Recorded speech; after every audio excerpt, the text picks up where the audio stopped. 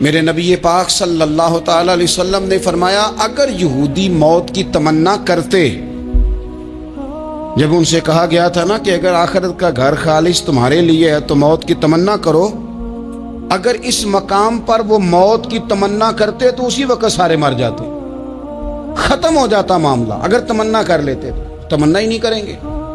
خوش فہمیوں میں مبتلا ہونا، بڑی بڑی باتیں کرنا، بڑے بڑے دعوے کرنا، بڑے بڑے تذکرے کرنا، بڑی بڑی اعلانیہ گفتگو کرنا اور اپنے ہی خیال میں بڑا کچھ بن جانا، یہ سنجیدہ لوگوں کا طریقہ نہیں۔ میں نے کچھ آستانے اپنی آنکھوں سے دیکھے، وہ کہتے ہیں جناب ہمارے حضرت کی نسبت اور حضرت ساتھ بیٹھے مسکرا رہے ہیں۔ اتنی دیدہ دلیری تو نہیں ہونی چاہیے۔ آپ اپنے سامنے سارا کچھ اپنے آپ کو کہلوا رہے ہیں۔ شیخ ہلکا ہلکا مسکرا رہے ہیں، ان سے پوچھیں تو کہتے ہیں جی میں تو نہیں کہتا، تو آپ کہتے نہیں تو منع کیوں نہیں کرتے؟ آپ خوش فہمیوں میں، نعت خواں کھڑا ہوا ہے تو اس نے نسبت کی بات شروع کیا تو اللہ جانے وہ کدھر کا کدھر پہنچ گیا ہے۔ میں کہتا ہوں کون انکار کر رہا ہے نسبت کے فیض کا؟ کون منکر ہے؟ یہی تو باعث نجات ہے ہمارے لیے امیدیں۔ لیکن یہ کہ خوش فہمی میں مبتلا ہو جانا اور اس طرح کے بڑے بڑے دعوے کرنا، اور پھر بہت ساری خوابیں آتی ہیں لوگوں کو اور خوابوں کی بنیادوں پر بڑا کچھ بنتا ہے۔ تو میں کہتا ہوں جناب خواب میں تو میں کہہ دوں آپ سے خواب میں کہ میں رات کا صدر بن گیا ہوں تو آپ کو کوئی اعتراض ہے؟ میں خواب میں بنا ہوں، آپ کو اس میں کیا اختلاف؟ حقیقت کی زندگی میں آئیں۔ حقیقت کی زندگی میں جتنے لوگ نیک ہیں، پرہیزگار ہیں، دعویٰ ہے غلامی کا، دعویٰ ہے نسبت کا، فلانی شے کا، تو پھر بھئی آپ نے اتنا مال کاہے کو جمع کر لیا ہے؟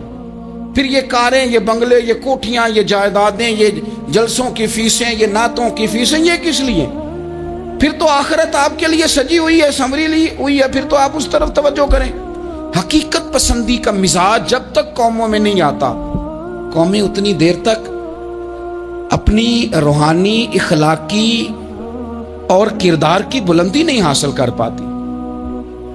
تو موت کی تمنا، یہاں ایک بات اور سن لیں، شریعت اسلامیہ کے اندر مصیبتوں سے گھبرا کر موت کی تمنا کرنا منع ہے۔ کوئی شخص کسی مشکل میں ہے، بیماری میں ہے، تکلیف میں ہے، دکھ میں ہے، تو موت کی تمنا کرے کہ اس بیماری سے تو مر جاؤں تو اچھا ہے، تو یہ منع ہے اس کے لیے۔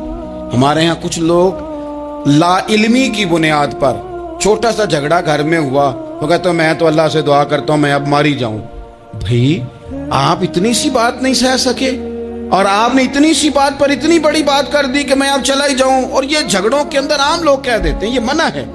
نبی پاک صلی اللہ تعالی علیہ وسلم نے اس سے منع فرمایا، بلکہ مسلم شریف میں فرمایا کہ اگر تم نے کبھی دعا کرنی بھی ہو کسی وقت تو ان لفظوں سے کر سکتے ہو کہ یا اللہ جب تک میرا زندہ رہنا میرے حق میں بہتر ہے، مجھے دنیا میں رکھ، اور جب میرا یہاں سے چلے جانا تیری حکمت کا تقاضا ہے اور میرے حق میں بہتر ہے تو پھر مجھے ایمان کے ساتھ لے جا، پھر تو مجھے لے جا۔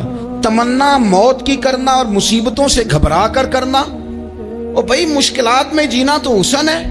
اصل میں نا جس کی جان تھی نا اس کے نام نہیں نہ لگائی ہم نے کبھی بچوں کے نام لگا دی، کبھی کاروبار کے نام لگا دی، کبھی دوستوں کے نام لگا دی، پھر وہ بے وفا ہوا تو مرنے کو جی چاہا، وہ بے وفا ہوا تو مرنے کو جی چاہا، اس نے تنگ کیا تو مرنے کو جی چاہا۔ النبی اولا بالمومنین من انفسہم، اللہ فرماتے ہیں تم نہیں جان کے مالک، میرا نبی تمہاری جانوں کا مالک ہے۔ جان پاوے نہ جان میرے محبوبہ، میں تے لگیاں توڑ نبھیساں، رات تیرے وچ رول کے مرساں، تے قدم نہ پیچھا ہٹیساں، شہر تیرے دے ٹکڑے منگساں، تے تیرے کتیاں دے قدم چمیساں، آزم اے جان امانت تیری، تو جدوں منگ سیں میں پیش کرے ساں۔ یہ تو کسی اور کی ہے، ہماری ہے نہیں۔ تو بہت سارے لوگ گھبرا کر ہو بڑی تکلیف آ گئی، بھئی آپ جلدی نہ کریں، بالکل جلدی نہ کریں، آپ حوصلہ پیدا کریں، اور جیا تو جاتا ہی مشکل میں ہے۔ اقبال نے کہا تھا کارے جہاں دراز ہے اب میرا انتظار کر، یہ زندگی لمبی ہے، یہ مشکلات سے ہو کر کے گزرتی ہے، اس میں مد و جزر رہتا ہے۔ تو شریعت اسلامیہ میں منع ہے موت کی تمنا کرنا، موت کی خواہش کرنا، بلکہ نبی پاک صلی اللہ تعالی علیہ وسلم نے تو یہاں تک ارشاد فرمایا کہ تم موت کی تمنا نہ کرو، اس لیے کہ اگر تم برے ہو اور زندہ ہو تو ہو سکتا ہے زندگی میں اللہ تمہیں توبہ کی توفیق دے دے، اور اگر تم اچھے ہو تو پھر بھی موت کی تمنا نہ کرو، اس لیے کہ اچھے ہو تو تمہاری اچھائی میں روز برکت ہی ہو رہی ہے، لوگوں کو فائدہ ہی ہو رہا ہے، خیر ہی بٹ رہی ہے۔ تمنا موت کی کرنا، اور ویسے بھی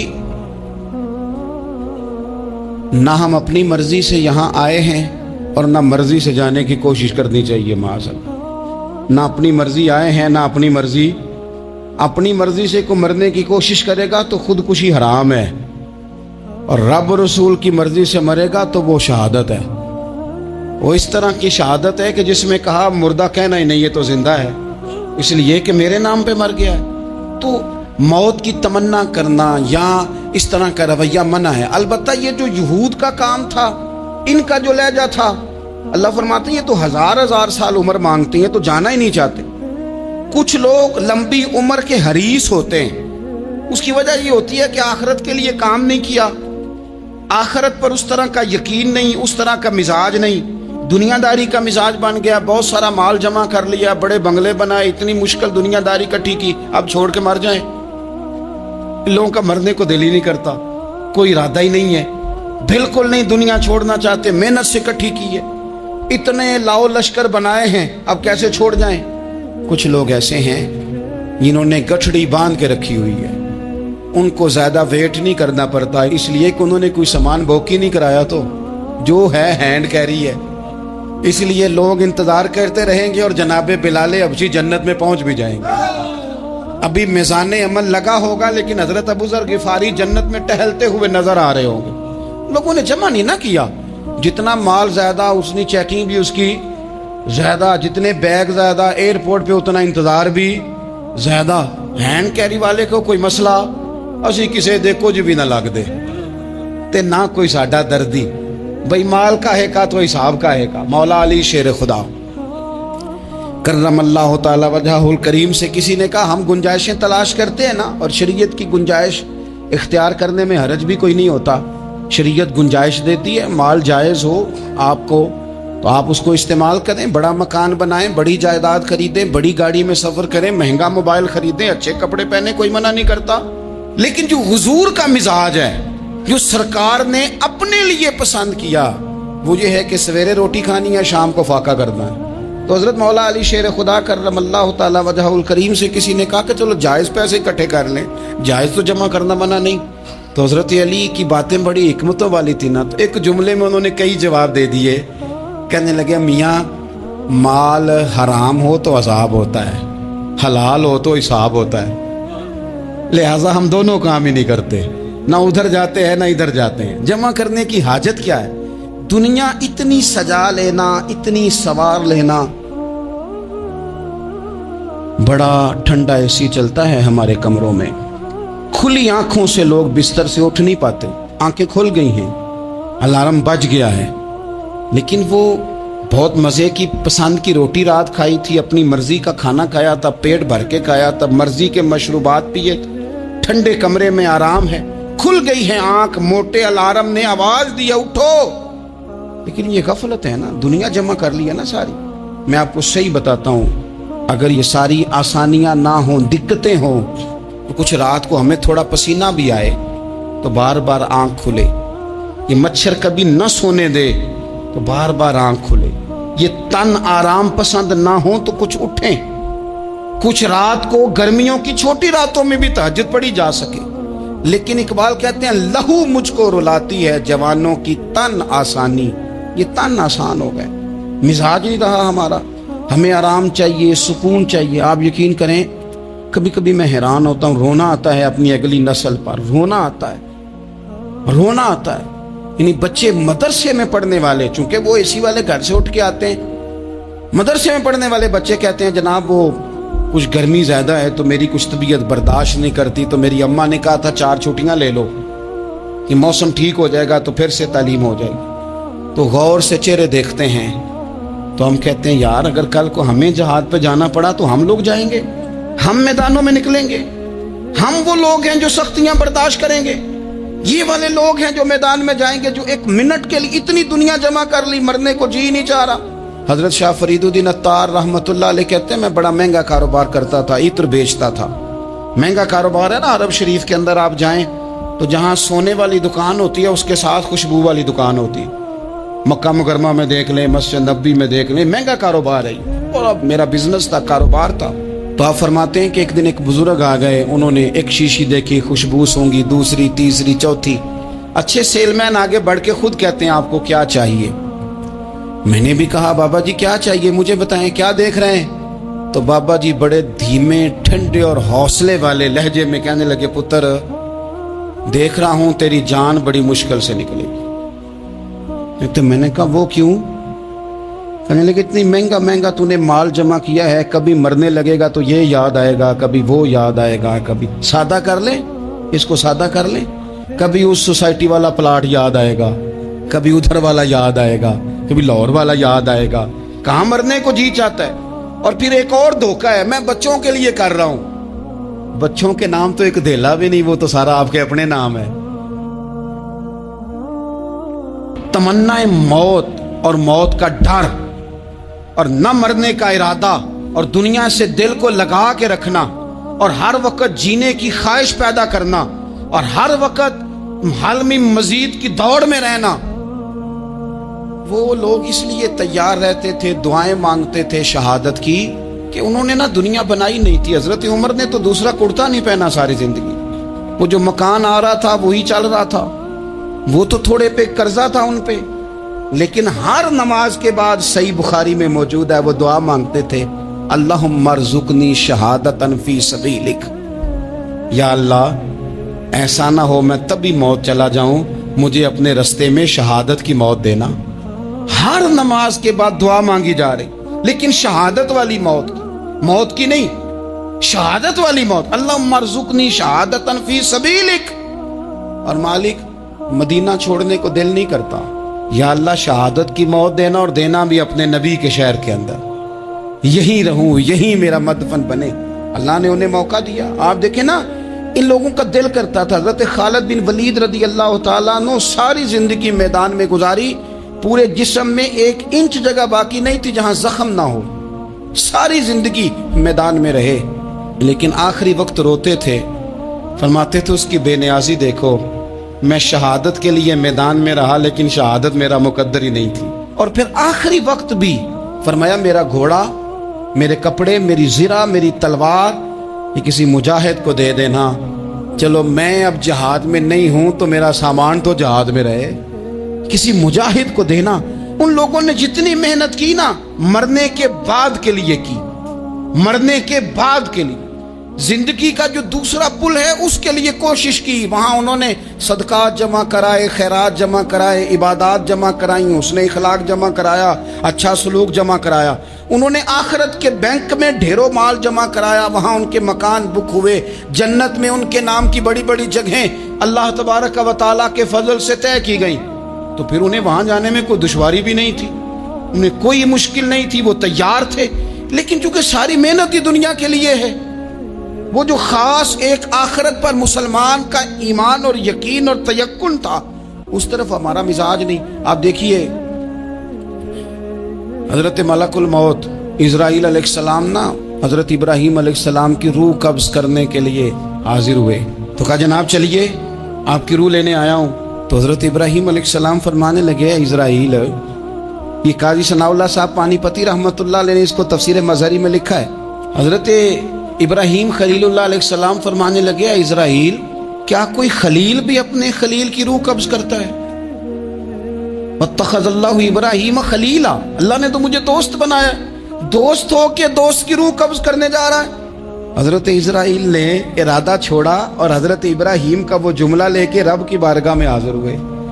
عرض کی مالک جناب ابراہیم علیہ السلام نے فرمایا ہے کہ اللہ کی بارگاہ میں عرض کرو کہ مالک کیا کوئی خلیل بھی اپنے خلیل کی روح قبض کرتا ہے؟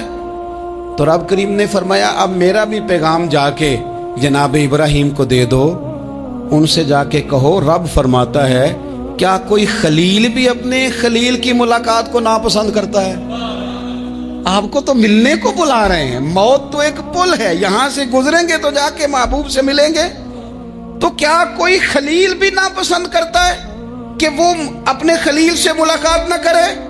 حضرت سیدنا اسرائیل علیہ السلام پیغام لے کے آئے اور کہا ہے اللہ کے خلیل رب فرماتا ہے کیا خلیل بھی خلیل کی ملاقات کو؟ تو حضرت ابراہیم تو کھول کے روئے، کہنے لگے اب دیر نہ کر، اب ذرا جلدی کر، اب ذرا جلدی لے جا۔ اور میرے نبی پاک صلی اللہ علیہ وسلم نے فرمایا، سیاستہ میں حدیث ہے، فرمایا تم میں سے جو رب سے ملنے کو پسند کرتا ہے نا، جو اللہ سے ملنے کا شوق رکھتا ہے نا، اللہ بھی اس کی ملاقات کو پسند فرماتا ہے۔ تم میں سے جو رب سے ملنے کا شوق رکھتا ہے، اقبال کیا کہتے ہیں؟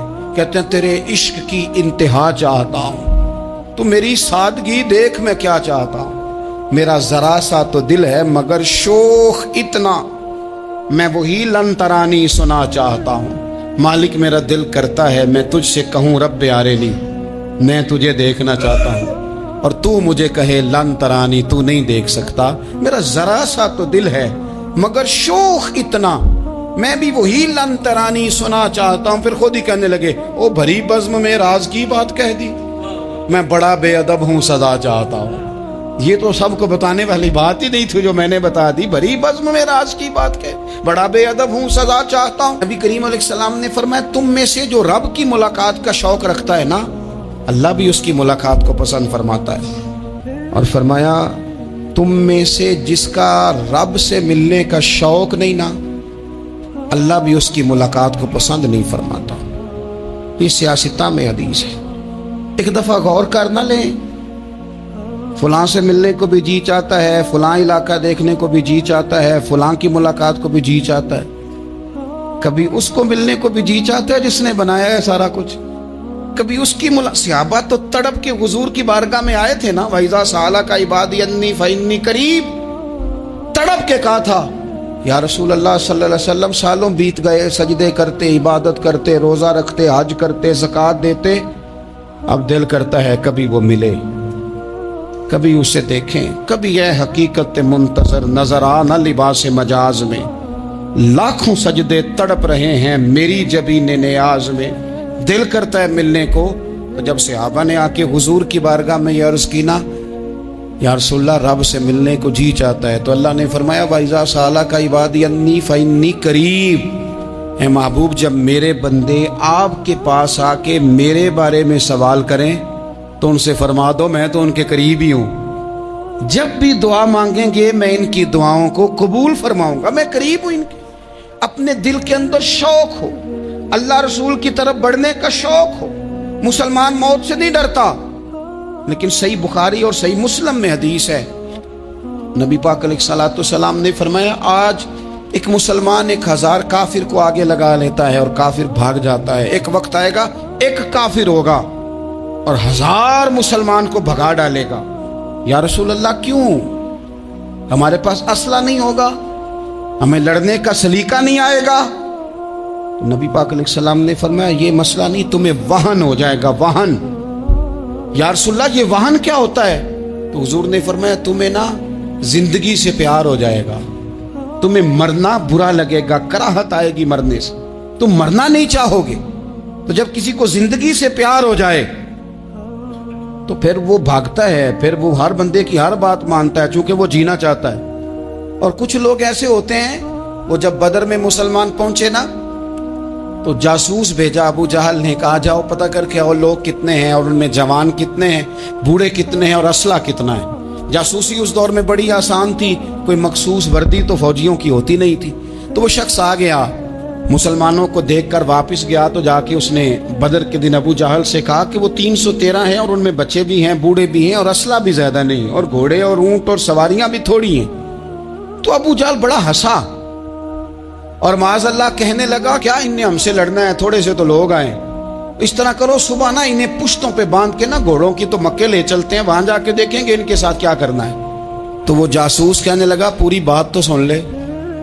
اس نے کہا پوری بات کیا ہے؟ کہنے لگا آئے 313 ہیں پر گھر واپس جانے کا کسی کا بھی ارادہ نہیں، وہ کشتیاں جلا کے آئے ہیں، میں رات وہاں گزار کے آیا ہوں، میں نے بوڑھوں کو بھی شہادت مانگتے دیکھا ہے، میں نے بچوں کو بھی شہادت مانگتے دیکھا ہے، میں نے ایک ایک کے سینے میں مر مٹنے کا جذبہ دیکھا ہے. وہ جینے کی امنگ لے کے نہیں آئے, ہتھیلی پہ رکھ کے آئے ہیں جان, اور ایک ایک شخص شہید ہو کے جانا چاہتا ہے, اور وہ ایک دوسرے کے پیچھے چھپیں گے نہیں. یہ جو موت ہے نا, موت یہ تو ایک پل ہے, اس سے گزریں گے, اللہ رسول کے حضور جائیں گے, جنت کی نعمتیں, خدا کی تیار کی ہوئی رحمتیں, مسلمان کا آگے بڑھ کے استقبال کریں گے.